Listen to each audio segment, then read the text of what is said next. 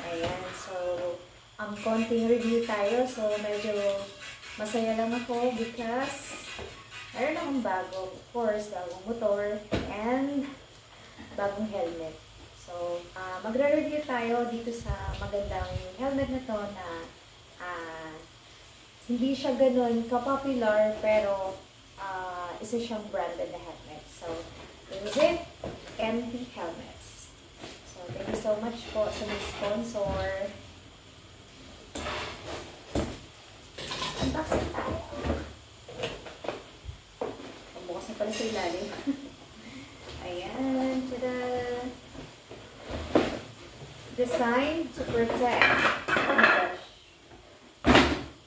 Okay, so meron tayong free na clear visor. So, meron tayong bag. So, MT Helmets. So, MT Helmets, based on my research and nagtanong ko doon sa salesman. So, originally, this helmet galing or originated or gawa po ng Spain na country. So, medyo magandang quality yan. So, taran! So, merong color green na dot. So, syempre, dahil color red ang ating ADV, so, syempre, kailangan meron touch of red. So, this is, sabi nung salesman, ay limited edition. So, as you can see, charan, diba ang ganda? So, meron siyang parang joker na face. Poker face. Ayan. So, meron ibig sabihin nito kung bakit ko siya nagustuhan. So, ito si Joker. So, alam naman natin, si Joker ay isang character na kung saan parang villain siya. So, bakit siya naging gano'n? So, may history. So, anyway, hindi ko na masyadong explain si Joker. Kasi hindi naman ako fan niya. Pero, nagustuhan ko yung ibig niya sabihin. No? So, kumbaga, sometimes, kinakailangan natin magpanggap na tayo ay masaya, makakapagpasaya, but deep inside, may nararamdaman tayong kalungkutan. Like, bakit ako nagre-rides? Kasi, syempre, para mawala yung, alam mo yun, yung super stress ka sa work, sa everything. So, yung pag-rides ay isa sa mga parang coping mechanism ko para mawala or maibsan man na yung kalungkutan. Charot ang drama. Ayan. So, tingnan niyo siya. Ayan. So, ang nagustuhan ko rin dito ay meron siyang lock. No? Hindi siya madali mabubuksan kung itataas mo to. So, yan po. Meron siyang lock dito. Ayan. Ipupush mo lang siya.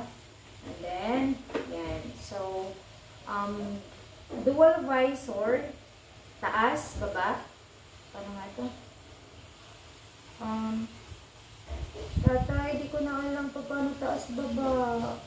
Yung alin? Yung helmet. Ano ba taas? Pindutin mo na sa gitna? Pipindutin sa gitna. No. Ano ba itataas mo? Yung visor, second visor. Ay, sa gilid. Yung color red. Hindi, gilid kulay black. Sa gilid. Ibaba mo muna sa itaas mo. Okay. Okay. Yan.